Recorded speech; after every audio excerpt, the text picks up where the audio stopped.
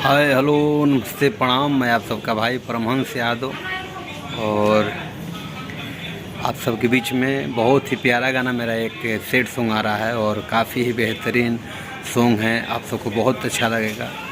Paramhans Yadav entertainment channel से बहुत जल्द आप सबको सुनने को मिलेगा और वो गाना मेरा ही लिखा हुआ है और म्यूज़िक दिए हैं हमारे राकेश मिथुन सर, जो काफ़ी प्यारा सा म्यूज़िक है उनका और बहुत बेहतरीन म्यूज़िक डायरेक्टर हैं सर और खूबसूरत म्यूज़िक और खूबसूरत गाना है। तो मैं आप सबसे रिक्वेस्ट करना चाहूँगा और आप सबको बताना चाहूँगा, आप सबको गाना बहुत पसंद आएगा। आप सब प्लीज़ उस गाने को सुनिए।